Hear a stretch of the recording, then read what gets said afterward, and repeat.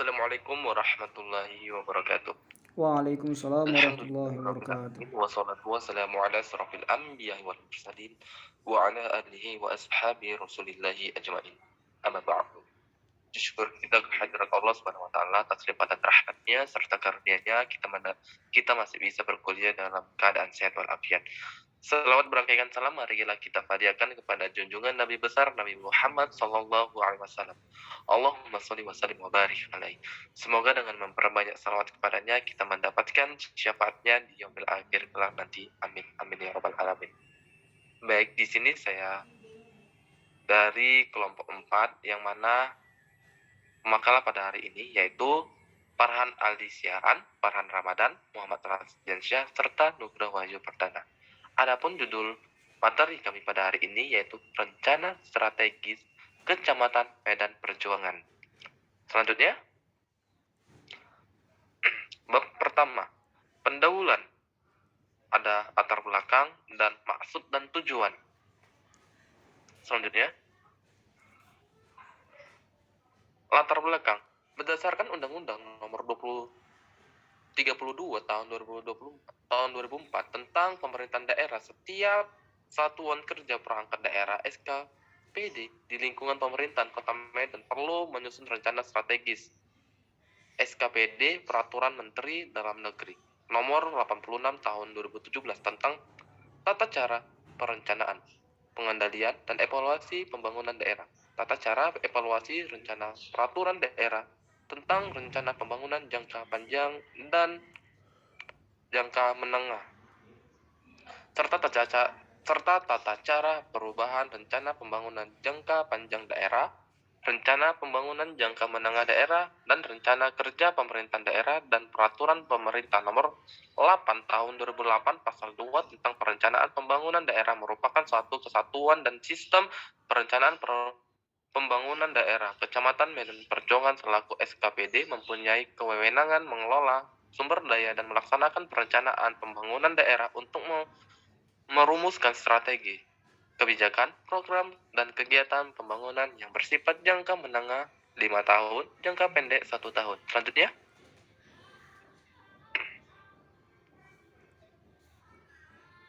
perencanaan pembangunan Kecamatan Medan Perjuangan didasarkan pada pemahaman data dan informasi yang akurat, utuh, lengkap, dan komprehensif tentang potensi wilayah, penguatan komunikasi, koordinasi, dan konsultasi secara terus-menerus dengan para pemangku kepentingan, serta pelaksanaan, pengendalian, dan evaluasi yang teratur dan terpadu. Selanjutnya,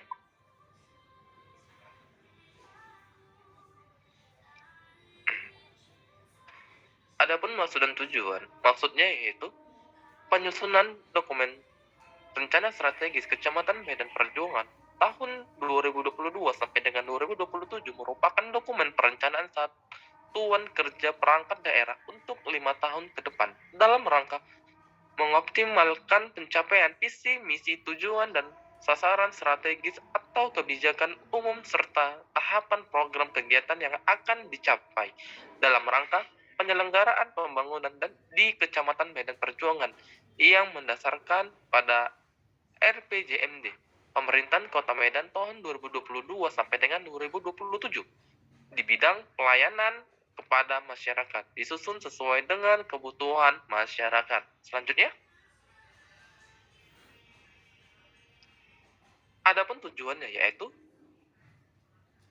penyusunan renstra adalah memberikan arah dalam pemanfaatan secara optimal sumber daya yang dimiliki Kecamatan Medan Perjuangan Kota Medan untuk mampu mengantisipasi perubahan dan perkembangan yang ada dalam rangka pelaksanaan kewenangan tata pemerintahan. Selanjutnya,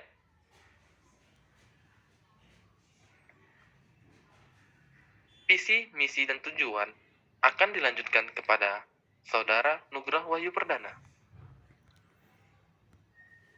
Baik, terima kasih kepada saudara moderator yang telah mempersilahkan saya untuk melanjutkan penjelasan berikut ini, yaitu mengenai visi.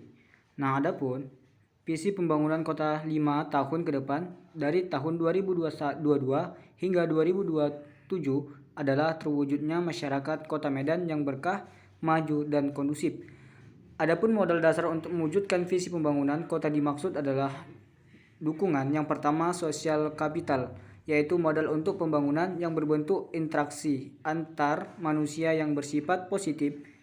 Yang kedua, natural capital, yaitu modal untuk pembangunan yang berbentuk kekayaan alami, baik yang bersifat ekstraktif maupun atraktif atau bisa dinikmati tanpa merusak alam.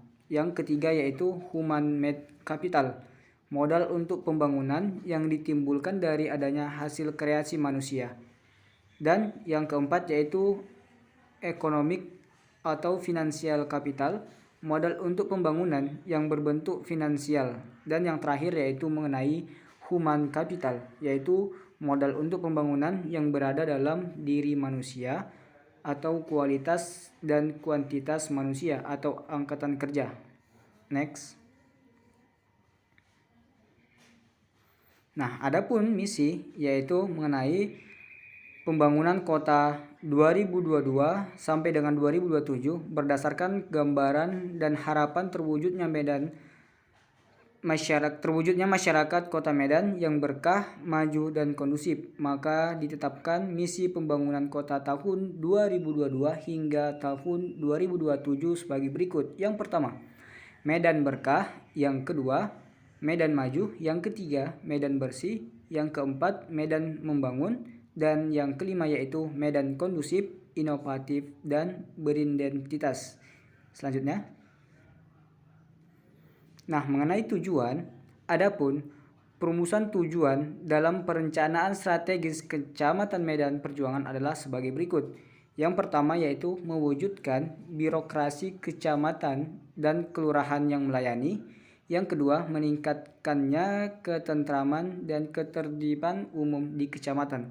Selanjutnya. Nah, adapun di bab 3 ini mengenai analisis lingkungan internal dan eksternal, yaitu yang pertama analisis lingkungan dan yang kedua itu analisis eksternal. Nah, sedikit di sini saya akan menjelaskan mengenai analisis lingkungan internal dan eksternal. Analisis terhadap hasil identifikasi isu ini menggunakan teknik perencanaan strategi yang bermanfaat untuk mengevaluasi kekuatan atau strength, kelemahan, weakness, peluang, opportunities, dan ancaman threats atau yang biasa disingkat dengan analisis SWOT.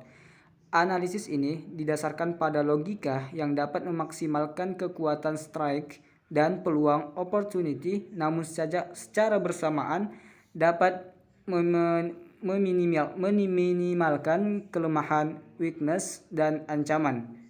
Selanjutnya. Nah, di sini di dalam bab 4 ini mengenai strategi, program kerja, dan kebijakan. Nah, di sini akan selanjutnya dibahas oleh saudara Farhan Alisiaan. Kepada moderator saya persilahkan untuk mengunjuk yang pemateri selanjutnya. Kepada moderator saya persilahkan. Oke, baik, terima kasih. Saya persilakan materi selanjutnya yaitu Farhan Alisiaan untuk menjelaskan.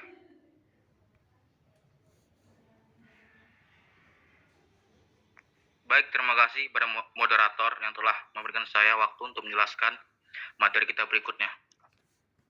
Masuk kepada strategi, program kerja, dan kebijakan. Analisis SWOT kualitatif dan kuantitatif. Berdasarkan hasil identifikasi faktor-faktor kekuatan, kendala atau kelemahan, peluang, ancaman atau tantangan, serta dengan analisis SWOT diperoleh alternatif strategi jangka menengah Kecamatan Medan Petisah melalui pengelompokan sebagai berikut. Yang pertama, strategi menggunakan kekuatan untuk memanfaatkan peluang. Kedua, strategi menanggulangi kendala atau kelemahan dengan memanfaatkan peluang. Ketiga, strategi menggunakan kekuatan untuk menghadapi ancaman ataupun tantangan. Dan yang keempat, strategi memperkecil kendala atau kelemahan dan menghadapi tantangan dan ataupun ancaman. dari hasil analisis yang dilaksanakan dengan membandingkan antara faktor eksternal peluang, opportunities, dan ancaman dengan faktor internal kekuatan dan kelemahan, maka posisi Kecamatan Medan Perjuangan berada pada kuadrat 1. Karena perbandingan antara faktor-faktor tersebut masih bernilai positif. Posisi Kecamatan Medan Perjuangan pada kuadran 1 merupakan kondisi yang menguntungkan.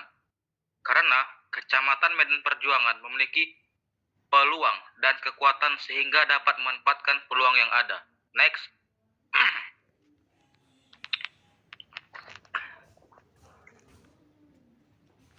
Program kerja dan kebijakan. Program kerja, program yang akan dilaksanakan Kecamatan Medan Perjuangan Kota Medan selama tahun 2022 sampai dengan tahun 2027 ialah yang pertama, program penunjang urusan pemerintahan daerah kabupaten kota, dan yang kedua, program penyelenggaraan pemerintahan dan pelayanan publik, dan yang ketiga, program pemberdayaan masyarakat desa dan kelurahan, yang keempat, program penyelenggaraan urusan pemerintahan umum, dan yang terakhir ialah program pembinaan dan pengawasan pemerintahan desa. Kebijakan. Adapun kebijakan yang diambil oleh Kecamatan Medan Perjuangan ialah sebagai berikut. Kebijakan yang pertama ialah peningkatan dukungan administrasi, yang kedua peningkatan akses serta kemudahan dalam pengurusan dokumen kependudukan, dan yang ketiga peningkatan kinerja penanganan sampah, keempat peningkatan kapasitas sumber daya aparatur kecamatan sesuai perkembangan ilmu pengetahuan dan teknologi, dan yang terakhir yang kelima peningkatan koordinasi antara masyarakat dan Muspika Kecamatan Medan Perjuangan. Selanjutnya,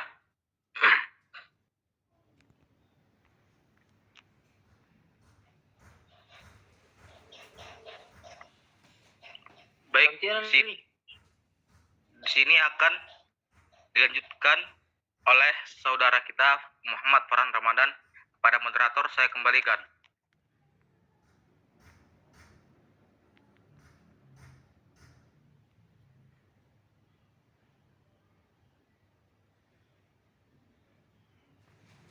Ini saya Farhan Ramadan. Baik, terima kasih. Lanjut, Farhan Ramadan. Baik, terima kasih kepada melalui moderator. Sini Farhan Ramadan melanjutkan adapun kesimpulan dari makalah kami, yaitu rencana strategis ataupun Renstra Kecamatan Medan Perjuangan Kota Medan tahun 2021 sampai tahun 2026 merupakan panduan kerja bagi Kecamatan Medan Perjuangan selama 5 tahun ke depan.